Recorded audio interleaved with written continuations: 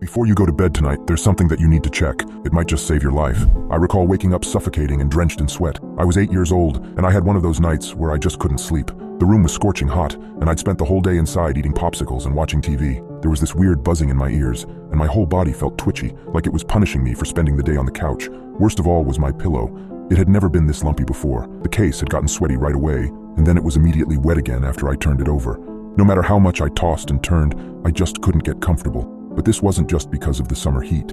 Finally, I got up and walked past my little sister's room and walked downstairs, where my dad was watching baseball. Seeing me, he muted it and asked if I needed anything. I shrugged. My pillow sucks, that's all. He nodded. Then he got this weird smile and said, "Maybe it's Mr. Pillow." My dad has always been a goofball. When my mom had left when my sister Madison and I were little, he had stepped up in a big way, loving us double. He was always the one to tell us stupid ghost stories on camping trips about demon-possessed deer or bears who loved the smell of girls' shampoo.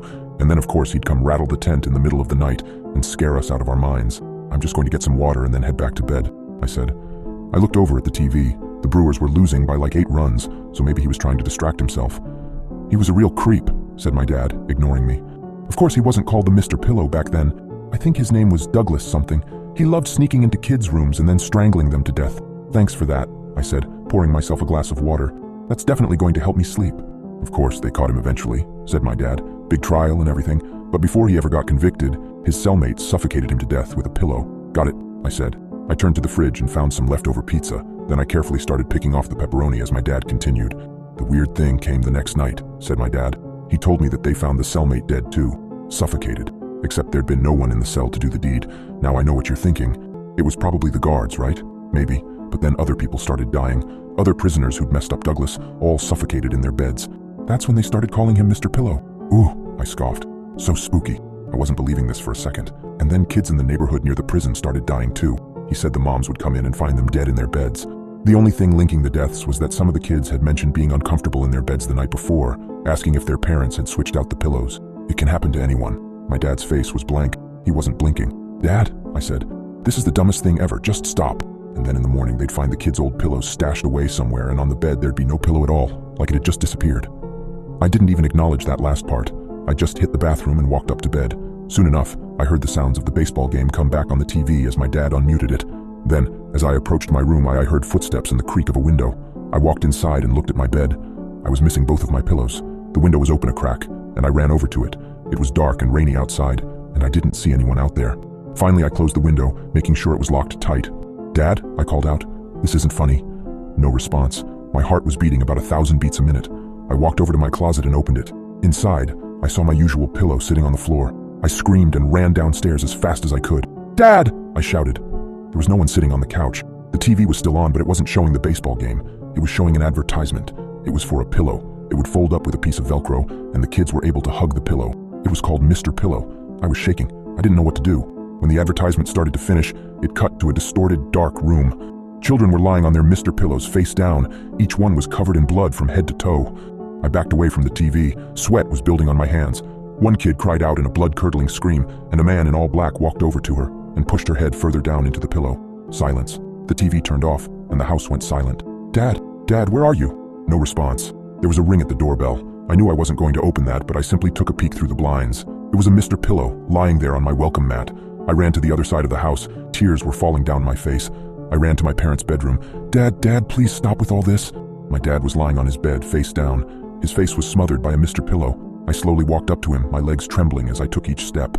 When I touched his face, he let out a deafening scream. His face came up from the blood-stained pillow, and he was missing his nose and one of his eyes. Before I could back away, he grabbed my head and forced it on the pillow. I couldn't breathe. My face was scorching hot. It felt like it was burning off. He was pushing so hard that I couldn't even get a word out. This was how I was going to die, I thought. My own father was going to smother me to death. Then he stopped. I felt a hand lift off the back of my head. When I looked up, my father was gone. When I walked back to the living room, he was sitting there watching the baseball game. I was so confused. Had I just imagined all of this? I couldn't have. I was still recovering from my lack of airflow, and my face still felt hot. My father's head was turned away from me as he motioned his hand for me to come to him. "Come sit down, honey." I was skeptical, but I slowly followed. "I want to teach you a bit about baseball. You see the batter here? He swung at 2 balls that are within the square. If he gets the 3rd strike, he goes to sleep." "Goes to sleep?" I asked. "Yes. He won't wake up." The batter was missing a nose and an eye. By the time I had walked up to the couch, I saw my father's face. He still had the same horrifying, deformed face. I backed away. He stood up and I stumbled to my knees. Everyone needs to sleep at some point. You can't stay awake forever. I managed to bring myself to my feet just before he lunged at me. I dove under his legs, and he fell into the wall behind me. I ran up the stairs as I heard his screaming from behind me. "Go to sleep! Get to bed! Now!" I made my way to my little sister's room, who was supposed to be sleeping soundly at this point. After all the noises in the house, I wouldn't be surprised if she was awake. Once I got in the room, I locked the door behind me. There wasn't any banging, just a silent knock. My father whispered through the door, "Sweet dreams." I couldn't make out anything in my sister's dark room, but I could hear her soft, muffled breathing. She was still asleep. "Madison, Madison." I followed the direction of the breathing. I made my way to her bed. The breathing sounded muffled. It was sporadic and there was no smooth rhythm to it. I reached my hand out and felt her face. She let out an ear-splitting scream, and her entire body jolted awake. She dug her fingernails into my head and pushed it to the pillow. It was a force that was impossible for a 4-year-old girl. She buried my face in the pillow. It was the same as what my father did to me. I couldn't breathe. I couldn't speak. The sharp nails of my sister kept digging into the back of my head. I swung my arms around, trying to grab her and get her off me. No matter where I pushed her, her nails stayed put. They didn't leave my head. The burning sensation came back. I felt my face burning off to a crisp. This was my fate. My baby sister was going to suffocate me to death. My playful, loving, beautiful little sister. My sister let out a whisper, and it sounded like blood was filling her lungs. "Go to sleep." I was losing consciousness. No air was getting to my lungs. I couldn't see anything aside from the empty void of what I assumed to be a pillow. Mr. Pillow. The force on my head lightened.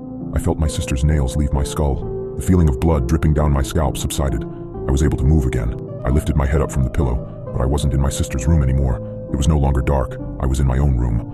The sun was shining through the blinds. Wind was blowing through the crack of my open window. But my pillows felt different. They weren't soft. They were fuzzy. They were Mr. Pillows. I heard my dad calling for me from downstairs. "Honey, breakfast is ready." Maybe my dad got me new pillows. Maybe this was my gift. Maybe it was all a bad dream. I dreamt all of this. I'm sure of it. "Be down in a sec, Dad."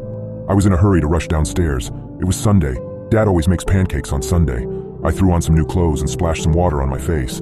Now it might have been me still waking up or have been in a hurry to run downstairs, but I could have sworn my face looked funny. My nose looked different, and my left eye looked odd. It was a long night.